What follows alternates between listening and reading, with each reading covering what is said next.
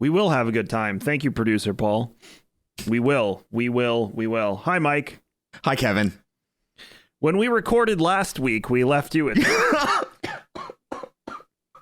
Sorry, you called me off guard. Yeah, when we announced that we were going to do this episode, everyone was like, sick. We'll see you again in July. So we have a reputation that we need to break, Michael. Yeah, I know we do. It's But really it's a reputation that's kind of been carried over since WRS. Yeah, I blame Rob. Yeah. Yeah, I still blame Rob. But it's not just you and me anymore, Mike. No, we've upgraded. We've evolved, if you will. Yeah, we have added our good and old. You're not old. I'm saying you're our old friend. The friendship Clintus. is what you call established. Look, I got the gray too, dude. I got it too. It's because we have older kids. It's true. That's Who is exactly it? what it is. Yeah, it's because we have older kids. They drive us nuts. And but welcome, Clintus. He is the new host of Old Fashioned. This is a permanent thing. This is not a guest spot.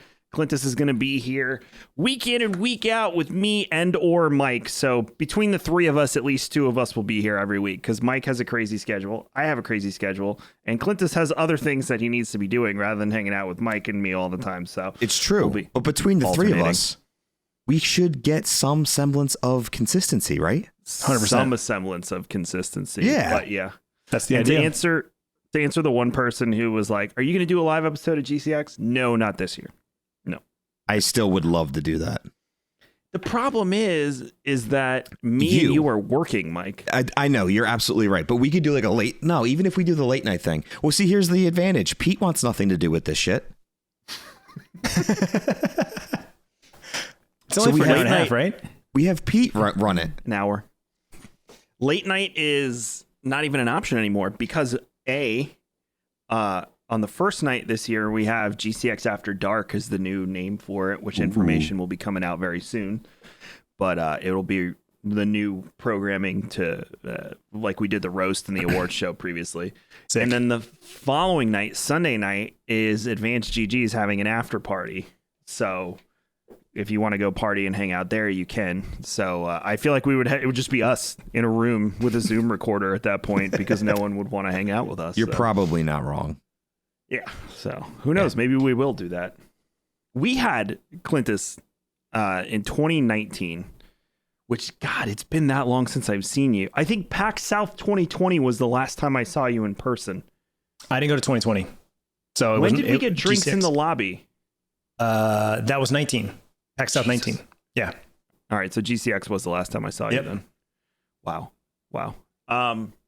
But not the first night, the night before day 0, which is the day before the event, Mike, me, Pete, Wayne, and my father-in-law ended up hanging out in my room and just getting hammered. There's a great picture. It's framed in my house. Is it the one on the piano? No, that's your Ben's room. That's Ben's room. Never mind. Ben. Yeah, never mind. Yeah, because Ben, he loves to play the piano to serenade himself to sleep. They give us these gigantic rooms. I use it because I bring my in-laws and they watch my kids, so I use all of the space. Yeah. But like this year, I did a walkthrough last week, and they're like, "Do you want the room with the pool table?" I'm like, "Sure." Yes. Sounds good. I'll take the room with the fucking pool table. So hopefully my kids like pool because there you go.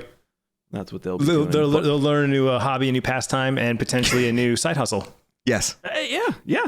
Oh man, I didn't even think of that. I could make some money off of this. Sending Hunter into pool halls, the hustle Become a people, that'd shark. be great. Yeah, I like it. No one will ever Anyway. suspect him. He's too cute. He is. He's adorable. What can you say? Welcome to episode 27 of the Old Fashioned Podcast with Kevin, Mike, and Clintus. There, I said it. I'm so excited with this new edition. We got lots to talk about today. But Clintus, I would love for you to just introduce yourself to the folks that don't know who you are. I'm assuming most do because we got an incredible reception yesterday when we announced it. But I would love for you to just be like, hey, I'm Clintus and this is me. Sure. Yeah. So my name's Clintus, and I've been doing online video production or content creation a really long time. Like my YouTube channel, which is kind of my most notable thing, was created in 2006. I became a YouTube partner, I think, in 2008, 2009, and been kind of just doing everything since. Transitioned to Twitch about 5 years ago, and Twitch became my streaming was my primary thing, but I never stopped doing the YouTube thing. In fact, this last weekend was my 10-year anniversary for when I started my daily vlogs. And I don't do daily vlogs anymore just because life and kids and everything got busy. And like I said, I was focusing more on my Twitch streams. But I did kind of like re-sparked, and I was just in Las Vegas this last weekend for a volleyball tournament for my daughter who plays volleyball. And so I started vlogging again every day, and I've been posting like daily vlogs again. And we'll see how long it lasts. I kind of like set up expectations and saying, hey, don't think this is a permanent thing because my life gets very boring very quickly. But yeah, just daily vlogger on YouTube for many, many years. I think 6 years every single day. And after about that part, it was when things started kind of shifting and changing. But yeah, I'm a dad, got 2 teenage kids, and I live out of Phoenix, Arizona. So that's kind of the gist of it. The vlogging every day is because we do a vlog at Rare Drop, and it's like it needs more than just me because my life is incredibly boring Monday through Friday, and I don't want people to be like, hey, I'm here in the office again, typing away at my keyboard. So, yeah. That's what happened. That's what happened. Is that my life just started, like, as the kids got older and they started kind of forming their own lives. Because, you guys are little kids, like, they're by your side 24/7. So creating content with them is super easy. They're cute. They're adorable. Everything they do and say is awesome. It's entertaining in itself. And as they got older, started becoming teenagers and their own people, they're busy. They're doing their own thing. Hell, my kids aren't even around all the time now. My daughter works and has a boyfriend and plays 2 sports, and she's never home. So it's just the content kind of just shifted away, as they got older, which worked out because, like I said, I kind of shifted towards the streaming and gaming and doing more of that anyway. So it worked out. Isn't Bryce making his own content now too?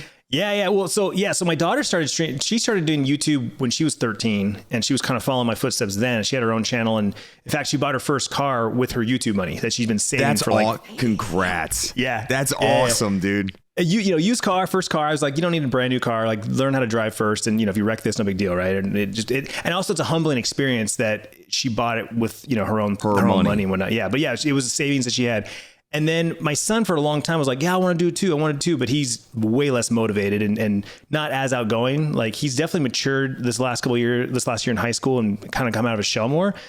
But yeah, he was like, oh, I want to do YouTube as well. I'm like, anytime you're ready, man. Because the trick was this: I teach the kids how to edit. I teach the kids how to do it all, but they have to do it all. I will get them the boost of like, hey, they have a channel now, right? Here's your initial, you're not start from zero like most kids. But you have to do all the work. And once he realized how much work it was, and he saw his sister doing it, he's like, yeah, I'm good. And then out of nowhere, like 2 years ago, he hits me with I think I want to stream on Twitch. I'm like, okay, buddy, sure. I've heard that before. And he did. He's like, hey, he had a hand-me-down PC. And he's like, hey, can you show me how to install OBS and set it up? And I was like, are you for reals? Like, you really want to do this? He's like, yeah, I think I want to try this. I was like, okay. We spent one Sunday night till 10 p.m. getting everything set up, his overlays and everything.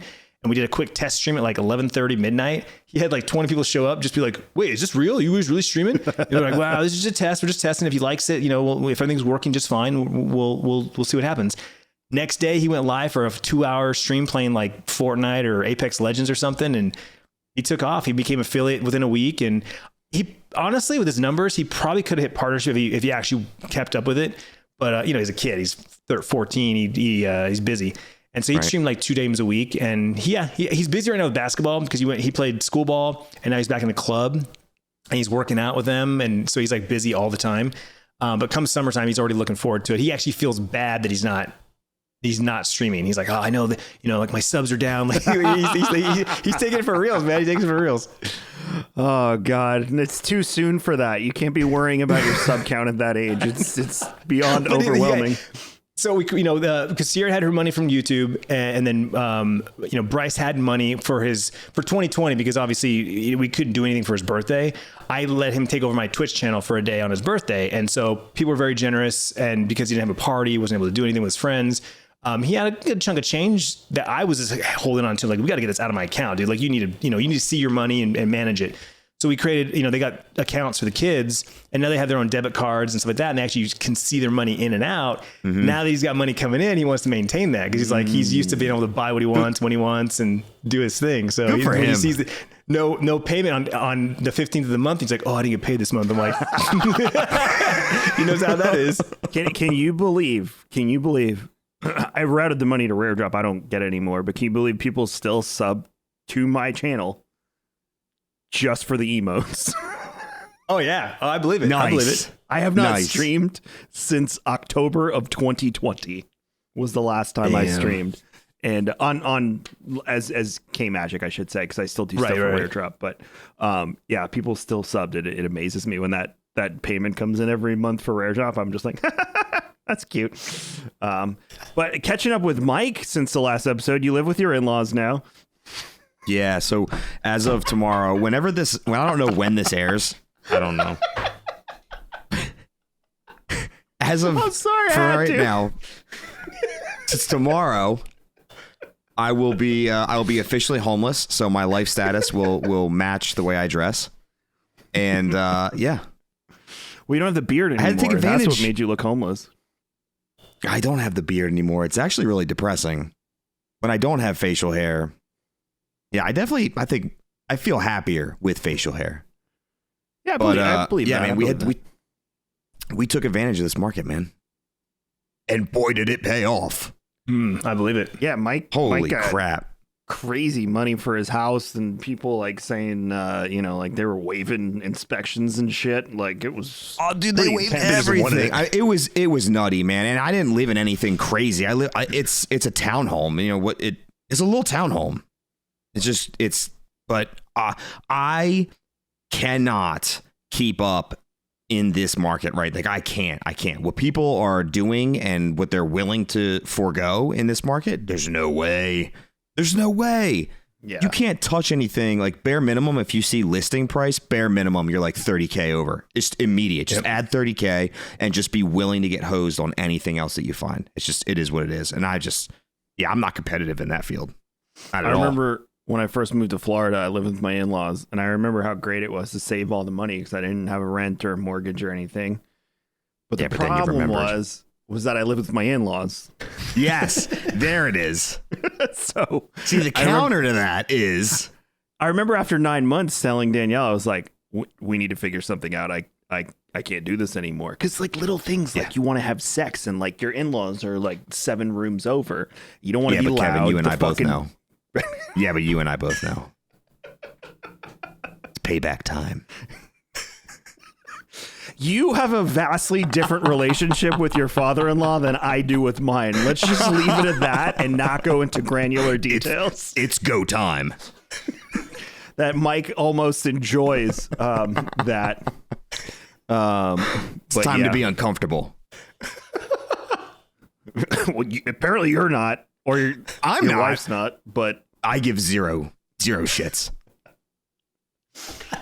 I just don't want to have that conversation with them the next day. And my mother-in-law. It's awkward eye contact. There's no conversation.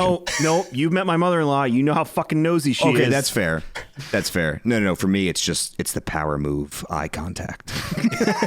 You know what I did to That's your all. daughter last night. Yeah. Do you know what your daughter did to me last? Anyway, but yeah. So I too would sell my house. I could almost double the value of what I paid for it, and I refinanced, so it's even smaller of a mortgage now. But I would have to move back in with my in-laws because there's nowhere here for me to go.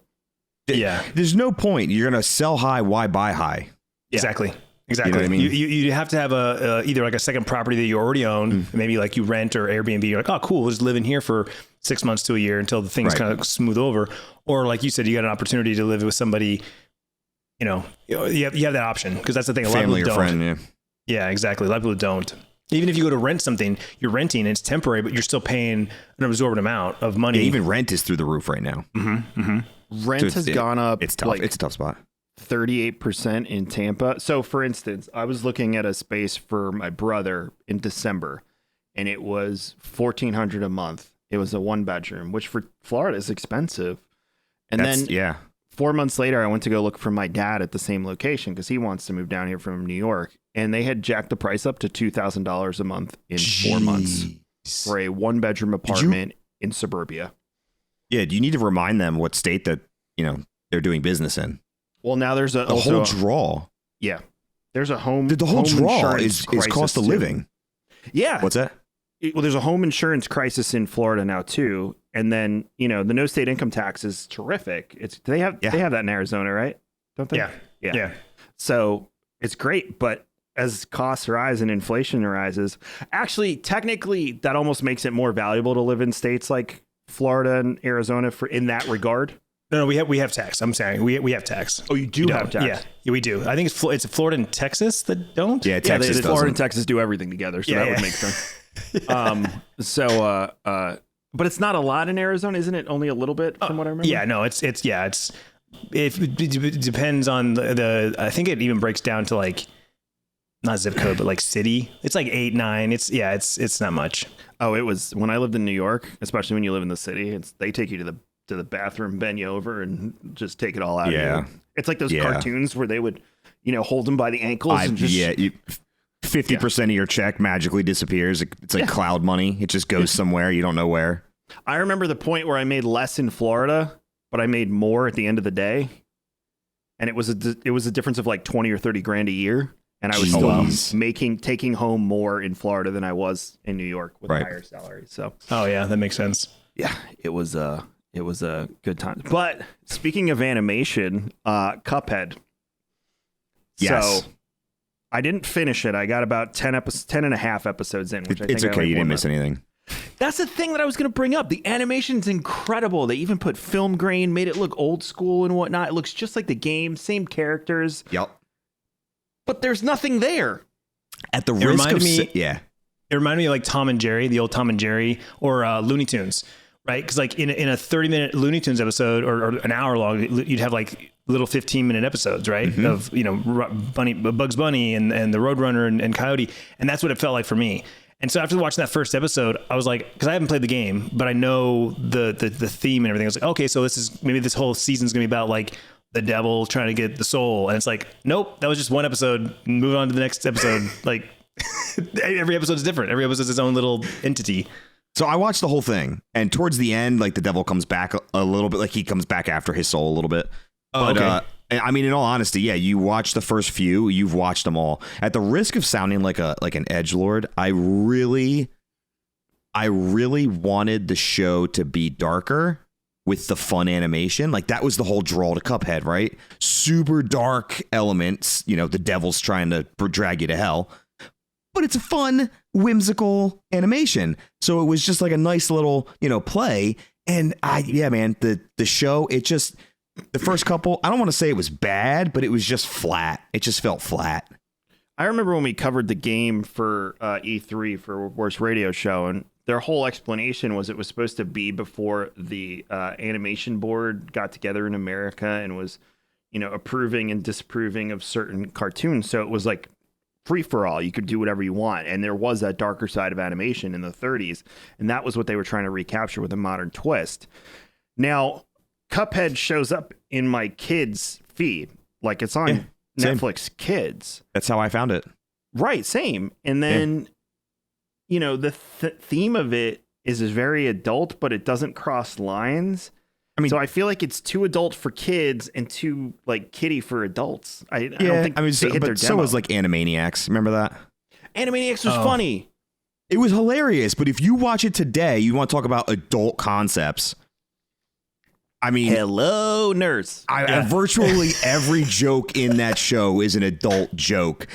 Just the animation was for kids, right? Right. So it's almost like, we're going to put this show out here for your kids because it's entertaining to them in some degree. But you as the parent, since you're forced to watch Saturday cartoons with your child, we're going to throw some stuff in for you as well. So, I mean, it's not so overt as just Satan jumping on the screen. But I was kind of hoping it was going to be more of an adult cartoon with more of like a darker theme to the story. I just felt like the story. I love the animation. The artwork is incredible. Oh, it's just amazing. The story just was flat. It's just flat. Did you laugh though? I don't recall. No, I honestly can't sit there and tell you that there was a moment where I was like, that was funny. That's my point. Yeah, I don't remember that happening at all. There was a couple like chuckle moments, like like one of those. Exactly, exactly. We were just like, oh, geez, like that was clever. That was clever. It's almost like it's like they were trying to go slapstick, but they didn't go full slapstick, so they didn't quite go far enough to make it slapstick. Because you're like Cuphead and his Mugman they're idiots. They're kids. Like they're like portraying as like these kids, so they're making these dumb kid moments, and then you're just kind of like, okay, all right, okay, it's like that's how I perceived it. A couple episodes that I watched. Same. Did you the funniest thing that I thought was the handle when the handle broke? And then he was like, "Oh, you lost your kid handle," or whatever he called it, or whatever. And that actually made me laugh. But that's the only memorable. That was a good thing concept that I can think of. So it's. I don't think it's worth watching. I'm not gonna lie. If you're into animation and you want like inspiration or something like that, go for it. If you're looking for like a funny show to sit down and watch with your kids, I feel like your kids are gonna be lost, and you're just not gonna. You're gonna be like, this is not that funny. So. I feel like it missed the mark in hitting a demographic, and it couldn't decide where it wanted to be, whether it wanted to be for kids or it wanted to be for adults. And they just like spit out a version of the game onto the screen, and that was it. And again, animation's 10 out of 10 in my opinion. I would love to see more stuff themed like that, but the story and everything surrounding it was just like, whatever. I don't care. Have you guys, I don't remember hearing this on the show, but have you guys either one seen Love, Death, and Robots? That's one of Mike's favorite. Both volumes. Yeah. So similar, like from what you're saying, Mike, as far as like the animation and like the vibe of it, like that's what I love about that is because every one's almost its own style. Each episode, because it's done by different creators, different animators. That is one of the biggest draws to that. Yeah, every episode. You might like this style the best, but then the next episode's completely different style, right? Like it's one looks like an anime, one's 3D, one's very realistic, one's texturized and almost like cartoony, like so like that. Like I said, Cuphead animation, that style it gives. Again, I go back to like the Looney Tunes and Tom and Jerry, like that's the animation style that they're going for. But then because of technology, you get some more depth that you couldn't get with 2D. Yeah. Yeah, disappointed. Overall disappointed. Yeah, I wanted more, and I feel like it was a missed opportunity on something that is again beautiful and looks awesome and is so original, and just lacked any depth for content. Yeah. From that perspective, so it sucks, but it is what it is. It's not really going to change. I guarantee you they'll make another season too, and I guarantee you it's going to be the same formula. Because if they were to lean one way or another. I feel like it would be a better production. Just lean into something. I'm interested, Mike, how many kids are going to ask their parents for the game, and then they're going to get like 20 minutes in the game and get their fucking ass handed to them. Yeah. That game's gonna. That's actually really funny, right? It's just gonna beat the shit out of them. That's actually funny. Kids are gonna cry after playing Cuphead. That's pretty incredible. And every parent that doesn't know is going to look at it and be like, "Oh, this is cute. It's a little cartoon game for my little one." And then that kid's going to be smashing controllers and whatnot. So, perfect way to get into Elden Ring. Speaking of smashing controllers, we might be here for a little while. Clintus, did you play it? I have not, but I'm all ears because everyone keeps telling me that I need to. But like the people that know me and they like, Clint wouldn't like this. Clintus wouldn't like this. This is not a game for Clintus.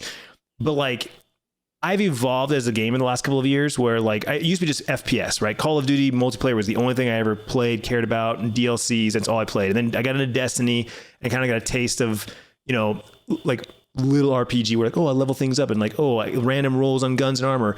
And then fast forward now, like Escape from Tarkov is my game. I love it.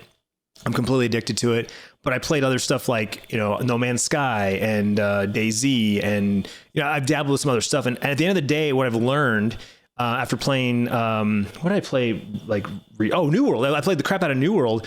What I realized was I actually like the progression of a character, and I love everything that I do moving a needle, checking a box. Like, I love the gameplay of Destiny where it's just a great shooter, but I need more. Now I feel like I'm spoiled where like I need more depth to my progression, not just an arbitrary number and or rolls perks on something, right? Because like once you get that one, this is a good hand cannon, this is a good shotgun, I'm good. You literally don't need to play any more of the game. And so like everyone keeps saying like, everything you're saying, you probably would like Elden Ring then. So I need to like actually like my son's got it. I just need to go upstairs and like one day just sit down and just.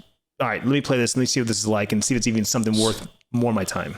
So hi, my name is Mike. Have you heard of our Lord and Savior MMOs?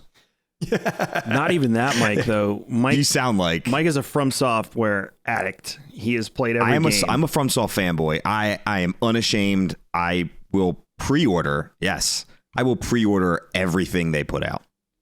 Everything. Elden Ring is probably one of my top favorite games of all time. Period. Just amazing. And on top of that, anyone who's interested in Souls or Soulsborne genre in general, this is probably the single best entry point into that genre you could ask for. So with each iteration, they just get better and better. Dark Souls 3 was fantastic. The game played very well, right? Bloodborne was fantastic. The game played very well. Dark Souls 3 kind of like stepped up. Sekiro played better than Dark Souls 3 did, and Elden Ring plays even better than Sekiro did.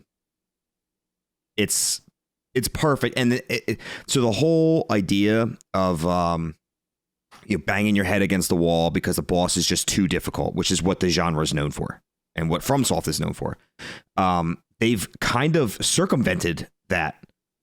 There is no more linear progression where you don't get to go anywhere until you beat this guy. You're stalled, which a lot of people would get burnt out on.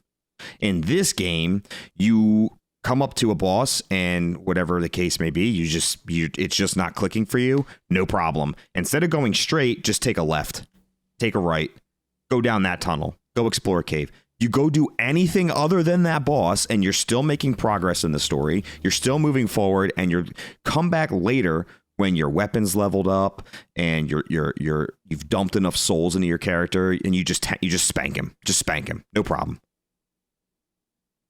I also rail in these games. I rail against people who cry consistently, "It's not accessible.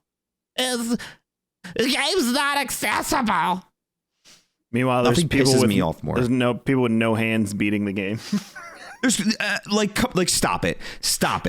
If you are of the opinion, so if you came with a complaint, hey, listen, there's a colorblind issue. They don't offer any other settings for this. Totally hear you. That's an accessibility issue. Hey, my eyesight's not as good as maybe the average player. They don't give me an option to maybe make the text larger. Totally hear you. That's an accessibility issue. Like, granted, it's hard to read text, and text in that game is very important. It tells stories. It tells you where you're supposed to be going, the best way to head. That's how quests are done in this game. Completely viable critique, right? But to come and say the game's not accessible because it's hard, it needs to have an easy mode, that's not access. That's not the same thing. Also with that too, Elden Ring is the one game where you can get stronger, so you're not going to get your ass handed to you, New Game Plus, and when you progress through the game. It's the one FromSoft game where the game is not scaling with you, if I'm not mistaken, Mike. Yeah, it's not so the scaling you're going to see in this game is like if you and I partied up. Like if you call me and Clintus into your world, things will scale based on the fact that there are more people in the game. So, and that goes for AI summons as well. If you're summoning just an NPC that you're doing a quest line for, if you summon them in, it will slightly change the boss. But that's it. Gotcha. So I was having an issue with an Everjail. Doesn't Diablo do that too, though, where it just scales based on how many people are in the group? It doesn't actually scale to your level. I believe it does. Yeah. So I've tried it. This is the third FromSoft game I've tried. So I tried Bloodborne, couldn't do it. I tried Dark Souls 3, couldn't do it. This one, still having major issues, but I just keep logging back in and trying again. But I'm like dying to NPCs and shit. I'm not even dying to bosses. I'm that bad at video games. So I'm gonna buy it on Xbox and just to play with you because thank you. A huge miss in my opinion on FromSoft. This is on them, right? This should have been crossplay. 1000%. This should have been crossplay enabled. And maybe they'll do that. They have confirmed DLC for the game, so maybe they will enable it somehow. But there should have been crossplay. There's no reason why it should have been locked to your platform of choice. but I'm 1000% going to buy it on Xbox and run through with you, because once the combat clicks, dude, I'm telling you will be sold. I was talking to Glam Shatterskull, I was telling him I was playing. What class did I choose? I wanted to be a Confessor to be a Paladin, and he was like, "You should try Caster if your issue is like dodging and close combat, because he's like, you might be able to get to a build where you're just nuking shit before it even gets to your feet." So he's not wrong. Not wrong. What I would say to that, good choice. Then, and magic in this game is amazing. It's they nuke. They are nasty, but it's not going to make the game easy mode for you. There are some bosses where you will just cast, dead. Boss is gone. There are other bosses that are so aggressive because you have a cast time that it is more difficult as a caster, and you will still have to swap over to your melee, but you've kind of handicapped yourself because you haven't dumped as much into your melee because you went full caster. You can still do it, but you're going to need to find a workaround. So kind of no matter what you do, there's going to be easy spots and difficult spots, no matter what class you choose. I mean, that's a balanced game, though. Correct. Yeah, you want that, where there isn't a class that's necessarily, I'll just face roll my way through this on the keyboard and I'm done. And there's nothing that says you can't just over level it. If you're having problems, out level it. That's what I really want to get into, and I want to learn like how to do that. There's so many. I'm going to keep calling them souls. I don't know what they call them in this. Runes. That's what they call them. Runes. There are so many soul farms in this game. Like I had one in the first 20 minutes. You can get one. Like maybe the first 30 minutes. It's very simple. There is a soul farm that grants you almost instantly level 40. It gives you that many souls and you don't have to do anything. So if you're starting a new character, you're starting a new build, you're like, man, I really don't want to grind through all this early shit. I've done it so many times. Just go right to that farm, kill it, instant 40, and now you run through everything. So they've made it so it's easy to do this stuff once you know it. But the whole idea behind these games is exploration. They're not just going to hand you stuff. They're not. When you find it, or you tap into the community who's already found it and they're sharing it, now you're good. You're golden. Have everything you need. So explain to me, because I've never played any of these games before. I've never played any Souls games. Hell, I didn't know the name of the company until I think Elden Ring, when people started talking about it. But what makes them so difficult? When people talk, even almost like a charity incentive, a milestone. It's like, oh, we reached this much money, I'll play Dark Souls 3. It's like, so what is it that makes it so brutal, that has this reputation? So there are one-shot mechanics in the game, in almost every one of their games.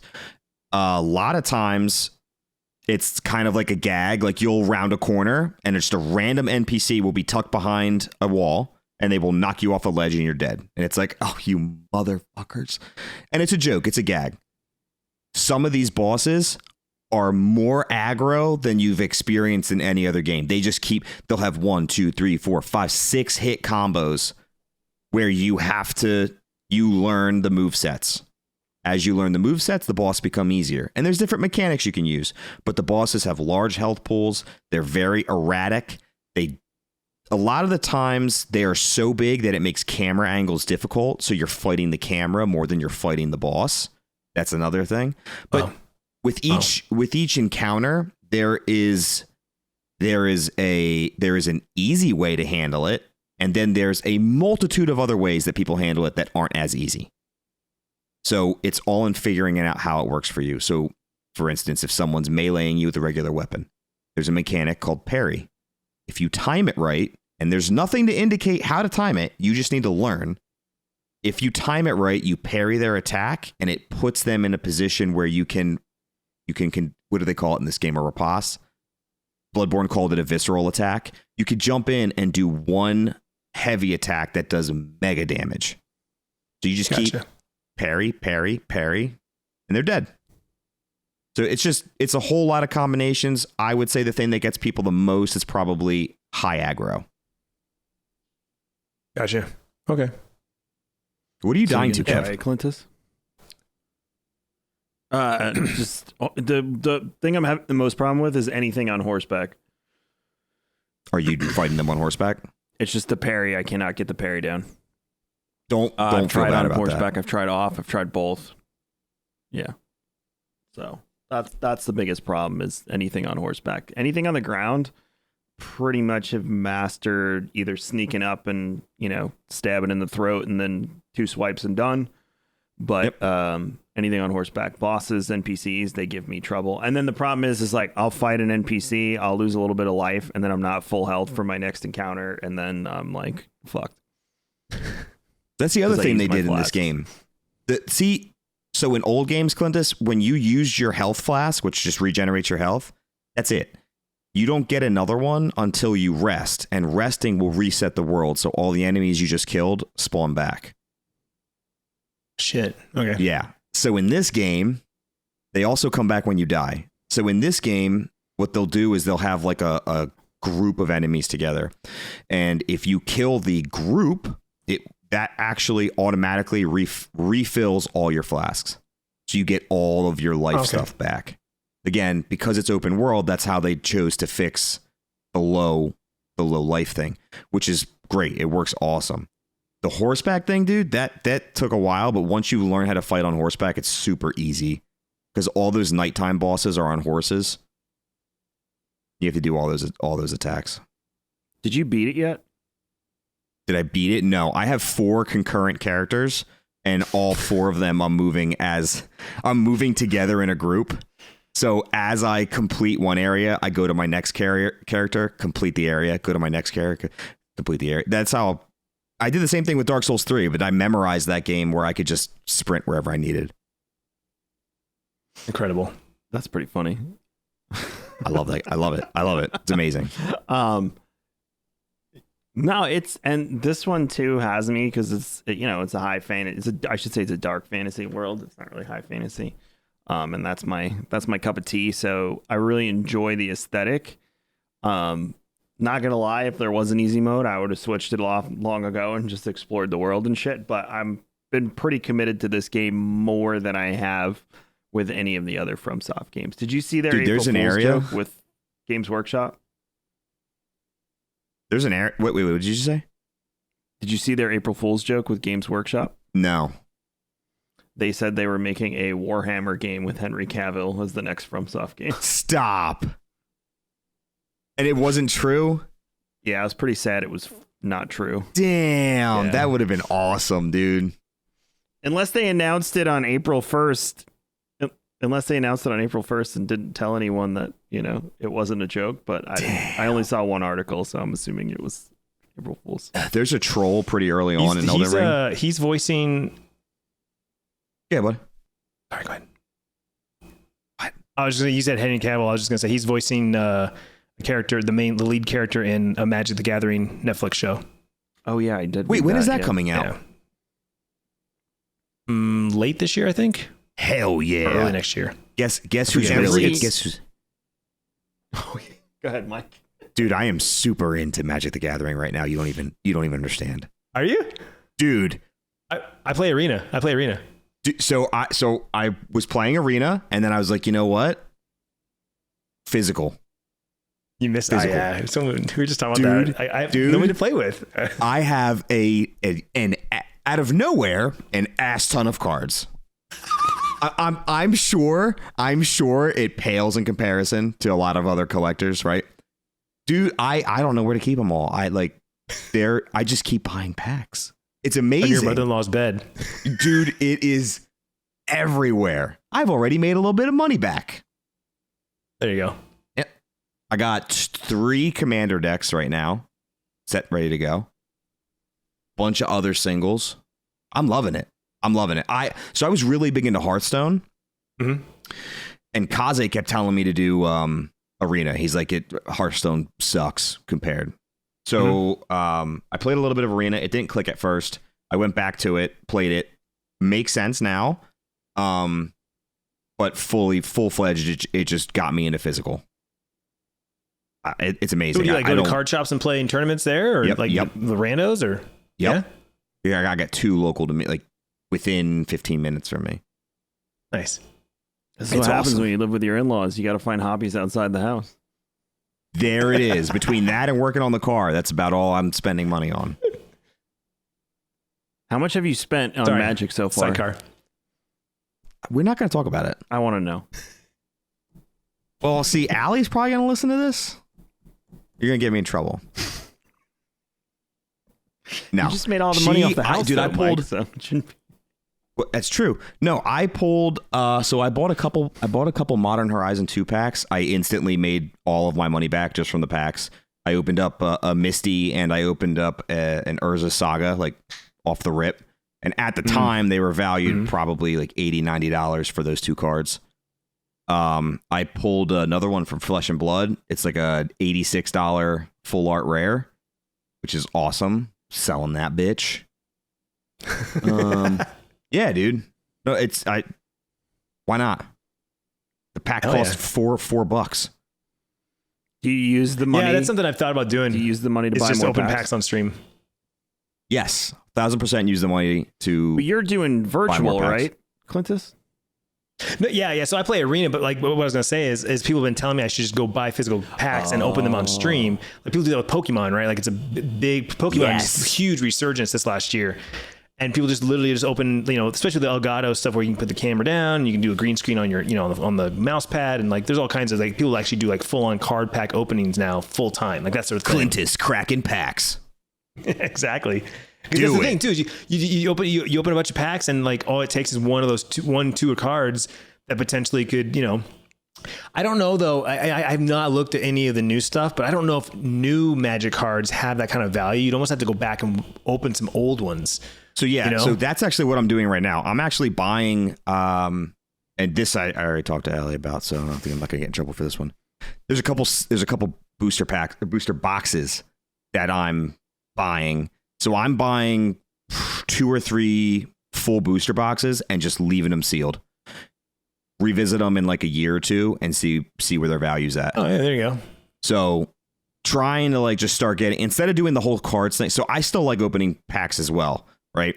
And so I do that. I'm going through, and you figure you get in early. It's like $100 for a set booster, 90 or $80 for a draft.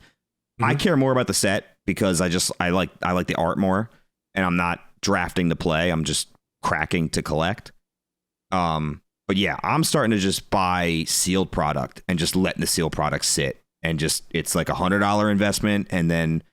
Man, you look at some of these boxes, Kevin, no lie. I mean, it's probably not a surprise to you, but you would bought the box during print for like $90. 2 years down the road, people are trying to get their hands on it for like $200, $300, $400 for the fucking box. Yeah, they're nerdy baseball cards. I'm in. Yep. I have a baseball card that could pay off I wouldn't go that far. It's not that worth that much, but pay a couple months of my mortgage if I needed it to. And doesn't that feel good? It does. It's signed by Willie Mays, so that increased the value of it. There is one edge that's bent, I would think a little bit. Yeah. So did you get it graded?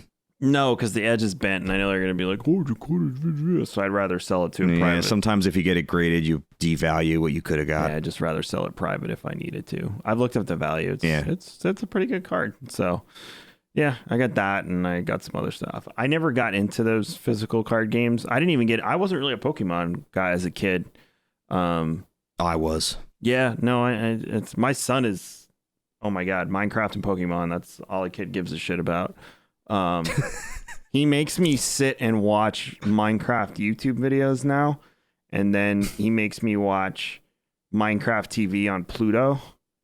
Because Pluto has the live streaming channels, so I have to sit there and watch streamers. It's like, dude, I got out of this business for a reason, and now you make me sit here just to spend time with you and watch fucking Minecraft videos. But remind me the next time we see you that we're not going to show Grayson that. I'm not going to show him. I can't be liable for what my son shows your son. You are liable, 100%. I washed my hands of the whole thing there. I'm not. Nope. That's on you, bud, not me. So fucked. Yeah, Pluto's free too. That's the worst part. Nah, I'm pretty sure it costs money. No, I'm pretty sure 100% free. That's what I'm telling my wife. It costs money though.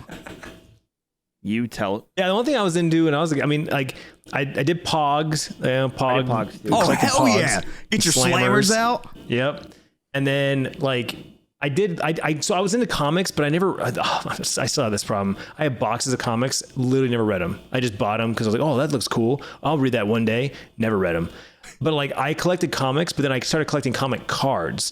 And those are the only sets that I actually had full sets of. Like I did baseball for a little bit, basketball for a little bit, but because I never got into sports, I was into like comics, right? So I have full sets of like Marvel series 3, 4. They did like the masterpiece versions where it was like really awesome artwork, almost like realistic artwork. I had full sets of that. I did a Star Trek Next Generation full set of cards. So I collected those cards. Those are the nerdy cards I collected, but they weren't games, right? They were literally just collector's cards. And that's the only thing I ever got into. Like even after that, like high school, I started playing Magic in junior high and then a little bit into high school. Then I stopped through high school, went to college, and I went to a very nerdy college. So that they played Magic. I was like, oh, I'll go find my cards. My mom threw away my decks. Oh, like I have binders of all my commons and uncommons and shit, but my 2 decks, my prized possession, all the best cards I ever owned, because I made a black and green, Golgari deck, and then I had my best white, red, and blue in another deck. And when I moved, my brother moved into my room, and she just like gathered up like the loose stuff, and I guess the decks were like just sitting like in boxes somewhere, and she just went and did the scoop thing and just tossed them. I was like, dude. So I stopped playing because I was like, fuck that. I'm not going to rebuild that shit. Think how many valuable boxes of cards and comics and things like that are sitting in landfills across the world. Yeah. 100%. Yep. Especially when you look at the price of like Black Lotus now. My mom threw away a bunch of my baseball cards, and there was some goodies in there. And then she also threw away, I had a box of, I never bought comics. I would only buy graphic novels when the set was complete. And I had like original press of 300, like old Sin City stuff and, Batman. All tossed? She tossed the box because I left it in her garage when I moved to Brooklyn. She might have sold it at a garage sale. All I know is it wasn't there when I went to go get it. It was gone. So, dude. My brother-in-law still has it. My in-laws. He's got Teenage Mutant Ninja Turtle toys in the packaging still. The rubber ones? The old school, like from when we were in like squishy third rubber grade. Yeah, those guys. Yeah. So he's got those in packaging. And he's like, I'm going to sell them. And my father-in-law was like, when are you going to sell them? Because they're in my garage. So he's like, I'm waiting until they peak at full value. I'm like, aren't they just going to get more? Yeah, over time. No, okay. Yeah. All right. Yeah. How much did that Super Mario cartridge sell for? Original cartridge sale. There was one that was from like the original pressing at auction. Oh, here it is. Last year sold for $2 million. What? Yeah, in August of last year. Vintage Super Mario Bros. 2 million collectible. It was from like the first run of them. That's why it's so valuable. Yeah. Zelda sold for $870K. Man. Adults with a lot of money collecting really dumb shit. Yeah. In July, it was Super Mario 64 for $1.56 million. Just think we had all this shit in our houses. All we had to do was save it, and we'd be millionaires right now. But no. Just save it. Threw it out. Mom threw it out. Sold it at a garage sale. Something. My kid's really into Funko Pops, right? And whenever we go anywhere, really, but like if I'm going to get like a couple packs of cards, I'll just stop by my LGS, and they have a ton of Funko Pop. And they have just the regular shit, but obviously because it's a game store, they have collector's ones too. Really cool. And of course, that's the ones he's drawn to. And I'm like, man, I don't know. I feel a type of way about spending double for the collector's edition just to know you're going to take it out of box and destroy it. If he kept it in the box and kept it neat, clean, safe, like you would a collector's item, I'd have no problem. But that defeats the purpose of a toy as a kid. So. Yeah, exactly. Yeah, you give a kid something like that, and they're like, look at this thing. Dun, dun, dun, dun, dun. You're like, yeah, exactly.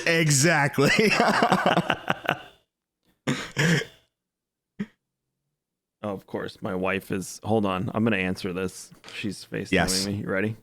Here we go. Hi, Jules. Daddy's recording a podcast. Jules. You have a bucket? You want to say hi? Hi. What are you doing? Are you good? You doing Say good? that. She can't hear me. Great for audio and video. There you go, everyone. Bye, Dad. That's how you get him to not. Hi, Dad. That's how you get him to not call you when you're doing this stuff. Because she has access to my calendar, so she knows. But she probably, in the moment, Jules is probably like, "I want to say hi to Daddy," because she likes me because it's a little girl. And Mike, you're having a little girl. Having a little girl. Yeah. I am so excited, dude. I can't freaking wait, dude. Yeah, the jealousy that your wife will get when the little girl, Clintus knows what I'm talking about, is like all about you. And they change over time. It's not always about you, but there is a jealousy from your wife that's like, I thought I was the only woman in your life. And you're like, well, I can't wait. I can't wait. It's about time we get even. It's about, for the last 5 years, my kid's been all about mom. Well, times a changing. I hope it works out for you. Is that how it is for you, Kevin? Is it? They go through phases. Okay. Like my oldest daughter wants literally nothing to do with me right now. Like nothing. I could be I am probably the most least interesting thing in her life. Meanwhile, by the way, her dad was like, wait a minute. Your dad's the guy that's friends with Professor Broman and does all the stuff with him at school. And she's like, yeah, that's my dad. And they're like, that's so cool. And she's like, really? Like, what? It's just my dad. Like, I don't know. I was in NBD, man. Yeah, and I'm like, yeah, that's it's whatever. But so they go through phases. She was a daddy's girl growing up, but now it's like whatever. And then my daughter is minute by minute. Like 1 minute she could be all about me, and the next minute it's everything is mommy. And then my son is he is crafty. He will manipulate who he wants to get what he wants at. He has figured it out. Oh no, he knows the game. Kid's smart as fuck. You know, he's like, we'll be sitting on the couch and be like, Daddy, I'll watch Star Wars with you if you make me cookies. If you make me cookies. I'm like, oh, it's an ultimatum. He's the master negotiator. Now his father-in-law, or his grandfather, I should say, my father-in-law, and his uncle are both lawyers, so I have a feeling that's his career path that he'll be following in, because that kid can litigate. Okay. Nice. Yeah, no. So what you're saying is, Dad, that's what he does. That's what he does. He's like, he'll repeat it back to you and then put his spin and what he's looking for out of the situation on it. And I'm like, that's really annoying. Please don't do that. Yeah, he's got a career path. No, he's smart. He's very smart. You know, you'll be like, all right, we got to eat dinner. Time to get off the video games. He'll be like, can I have 15 more minutes? And he starts high on purpose because he knows he can work his way down to 5 minutes if I negotiate with him in lieu of having an argument. He'll be like, no, get off now. And he goes, how about 10 minutes? And I'm like, no, get off now. He'll be like, 5. I'm like, fine, finish what you're doing. 5 more minutes. And I walk out. He knows what he's doing. Because if he said 5 off the bat, I would have said no. If he started at 15, he knows I got to come down and he's going to wear me down to the point where I'm like, yeah, 5 minutes. Go ahead. Fine. See, it's funny you say that because my son's like similar, but what he does is he'll be like, what do we have for dinner? And my wife will be like, oh, it's, something casserole. He's like, so it has to cool off, right? Cool. I'll be there in 5 minutes. Go dish me a plate. By the time I get down, it'll be good to eat. Because that's the thing, too. He rushes down when we tell him it's dinner time. He rushes down and he's like, man, it's too hot. I can't eat. He's like, I could have played another match. And then they set the stage for next time, too, when they say that. Yeah. Yeah, no. They know what they're doing. Smart. It's like borderline annoying. Let's talk about Arcane. Clintus, I know you didn't see it, but this was the last thing that we promised everyone on episode 26 that Mike and I would watch Arcane and then take a walk through it. So just to touch on it real quick. Another show with superb animation. Absolutely amazing. Yes. I would even say groundbreaking animation. I loved the animation, the art style, everything. Phenomenal. Now, you liked the story. I didn't like love the story. Yeah. Why didn't I like the story? Yeah, why? It felt like a world that I knew nothing about, that they gave zero context to going in, that the characters I was completely detached from, and I never really got much out of it. Now, I realized Really? halfway through the show that the characters are from the game, and this is their backstory. So Clintus, do you have any experience in LOL? I don't. I've never played it. Obviously, I've watched a few streams here and there, so I went in completely blind, not knowing anything about the characters, the world, nothing. And I'm just so you know, I am 3 episodes in, and I'm digging it so far. Like that 3rd episode is a big one where like a bunch of shit happens. You're like, what the hell? So I'm totally invested to finish the season out. So I'll totally going to finish it this week. So next week when we can circle back if you guys want or whatever. But feel free 100%. to talk about it now. I don't care about spoilers. Go ahead and talk about what you're going to talk about. So, well, I really don't want to spoil much because, and I think even Kevin, you enjoyed the ending, right? Like The ending was very good. It was a good moment. Yeah. I played minimal LOL, like I enough that I had like Blitz on my screen, and I enjoy it. I enjoy playing with friends, and I have a couple people like in Discord that hang out, and if it constantly asking, and I totally should jump on because I do have a good time when I play it. I shouldn't say I don't.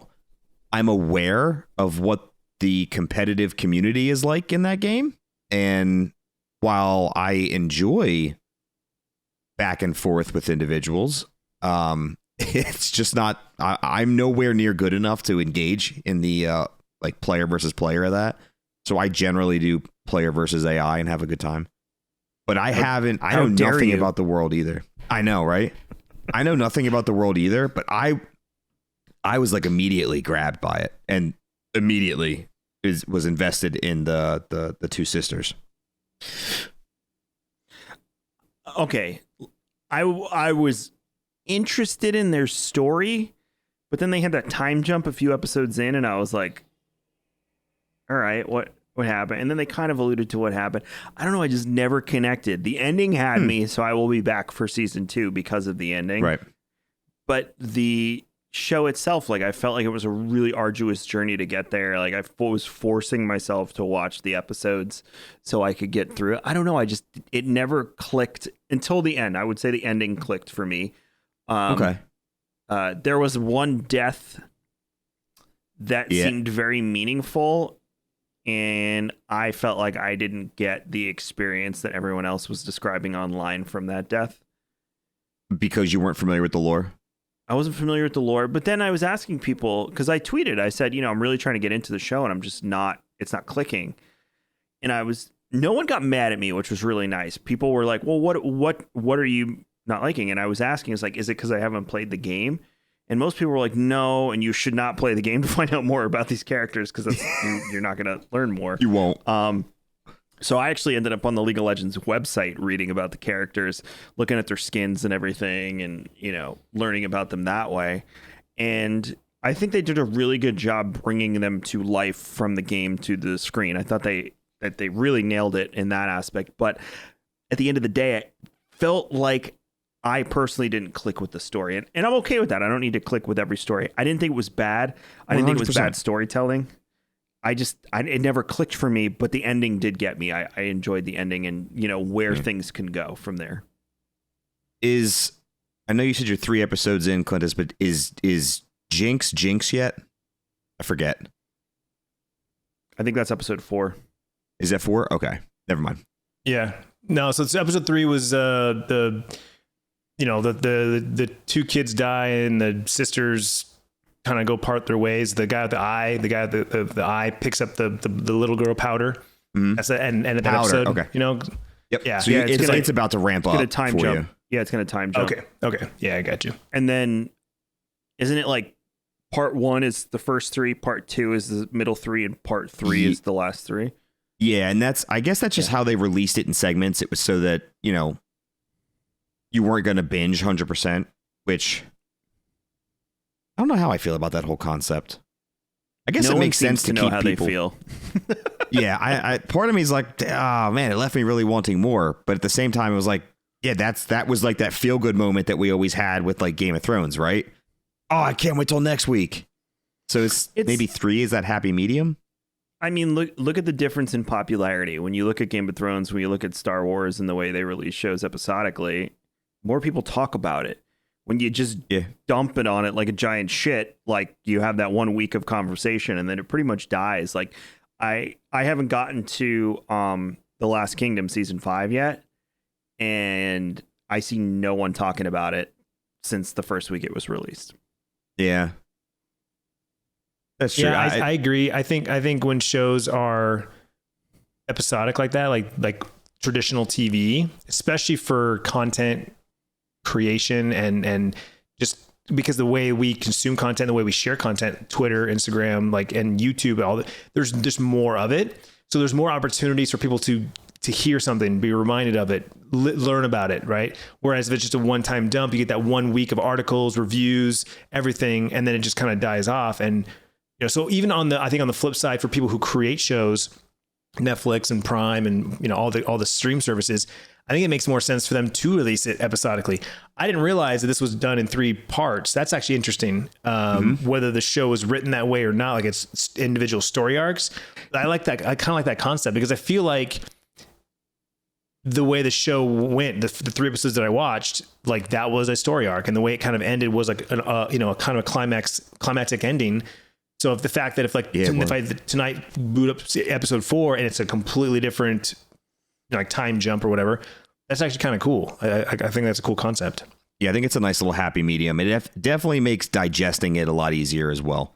When you just full binge, or even like when we're trying to catch up, right? When you sit down and you watch, it's easy. It was easier for me to sit down and watch 1, 2, in this case 3 episodes, but you don't have a whole lot of time to sit there and watch 9, right? Yeah. So even just from this standpoint, from our standpoint, trying to watch so many things, Cuphead, Arcane, whatever else is out that we're, if Kevin wants to watch Love, Death, and Robots, it's a lot, right? It's a lot to try to go through and digest. So from our standpoint, selfishly, I like that it's being released like that.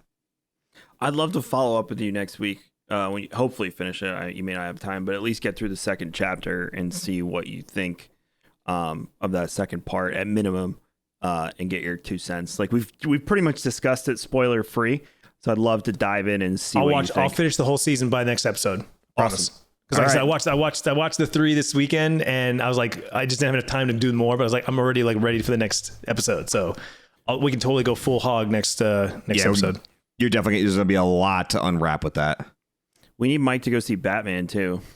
Ooh, yeah. So I've heard nothing but good things about this.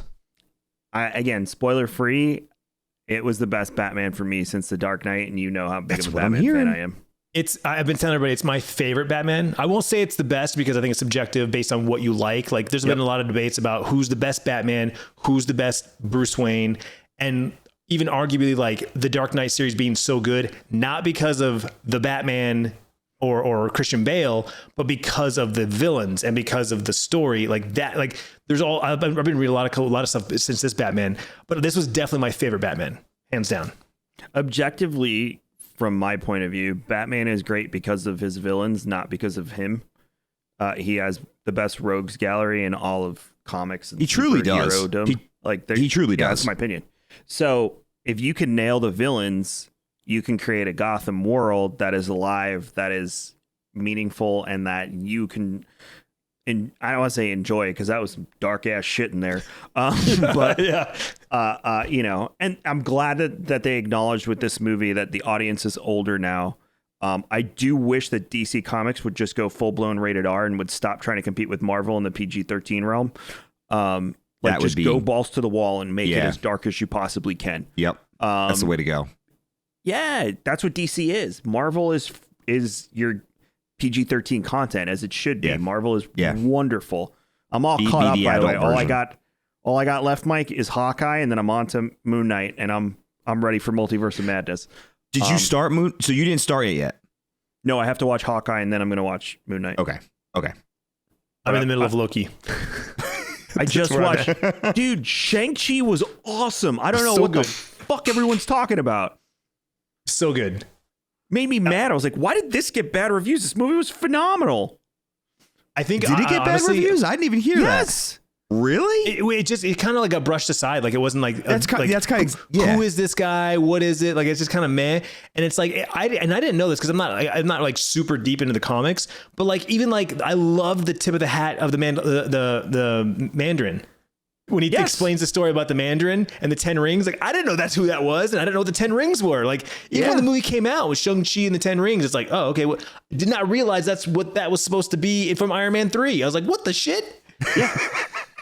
That's who you were supposed to get as the villain, and then they included the whole arc with him. It was great. It was wonderful. Great. Yeah. See, okay, so Shang-Chi to me was like Doctor Strange.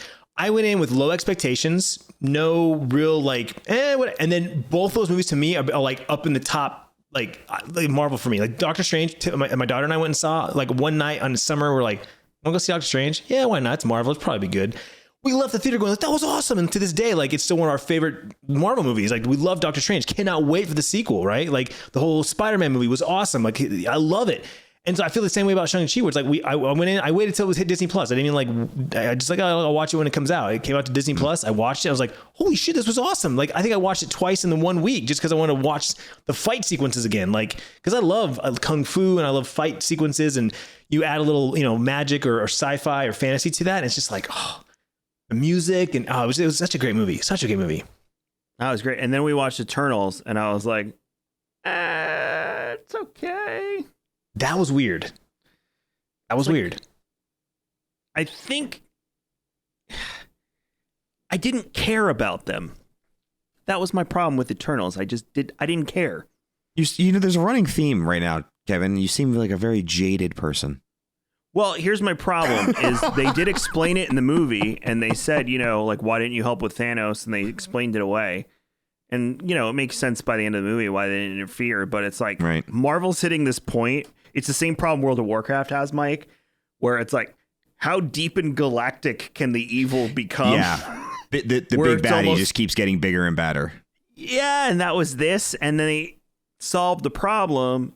But now we're going to go back to Moon Knight and Multiverse of Madness with these lesser problems and enemies on not this cosmic level. So I just love World of Warcraft.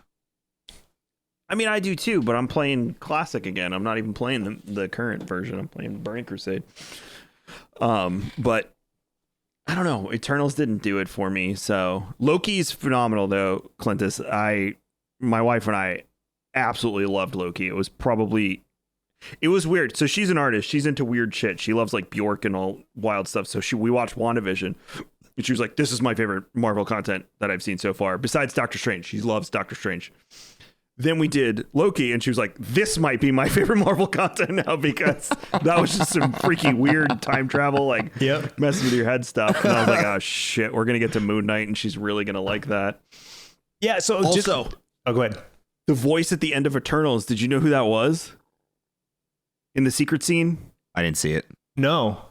Okay, so I forget his name, but Jon Snow's character, Kit Harington, he picks up that sword, and he's going to be a Marvel, I think it's a villain called the Black Knight, which I didn't really know about, but I looked it up. It's the voice that says you really want to do that is Mahershala Ali, who's the next Blade. No shit. Yeah, and then it cut at the end of Eternals. That was the end of it.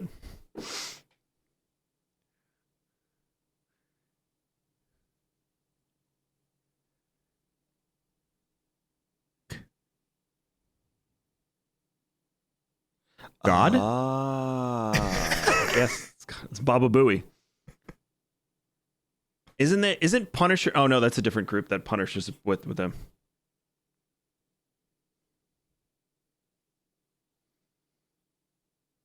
Hey Paul, I mean, what's the other group that Punisher's in with Moon Knight and Blade?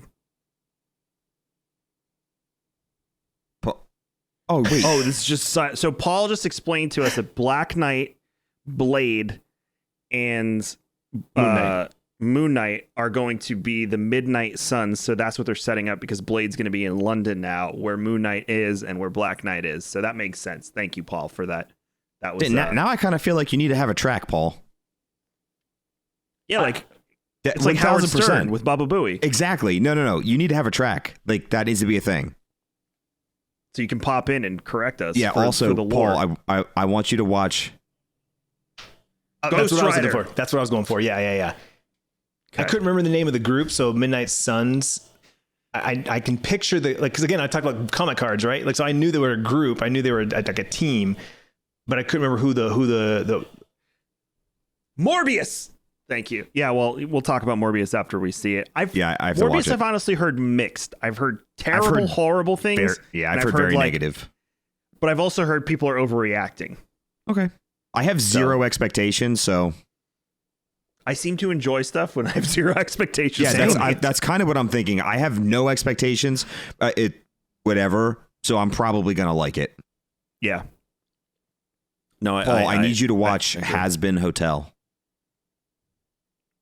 Oh God, Mike's giving suggestions to his weird, cultish, awkward black market television shows. So Blade is getting a movie, not a show, right? Yeah, Mahershala Ali is going to be Blade, who's getting a movie. It could turn into a show. It could be Midnight Suns, like Paul said. Because they did Defenders on Netflix when they had Luke Cage, Iron Fist, that whole Daredevil, and that whole group. So I could see them forming. Because you have to think Avengers is over until they're going to form a new Avengers with like Shang-Chi and Kate Bishop and that whole group. So that's over until they form that. So they're going to have to tap into some of these subgroups along the way to fill in the blanks for Marvel content and make it interesting and whatnot. But now they broke open the multiverse. So now that the multiverse is open, X-Men comes back.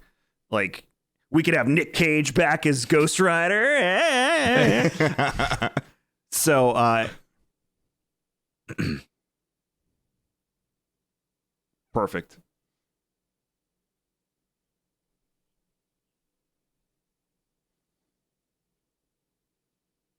Jesus. That's a very large group. Yeah.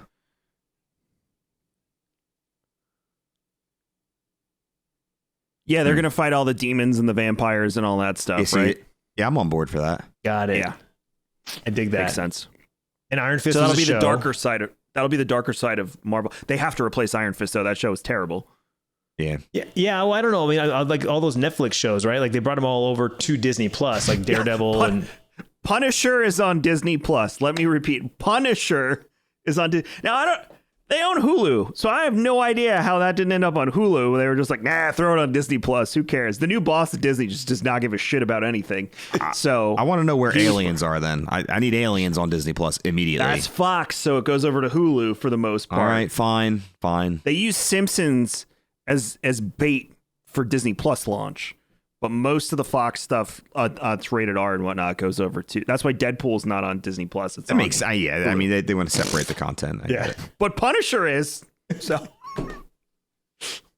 hey kid, you want to watch a man stomp another man's face into nothing? Here, drink some gasoline. Yeah. He's gonna shoot him in the chest. I was gonna say, you guys are definitely gonna push me into watching more TV, more shows.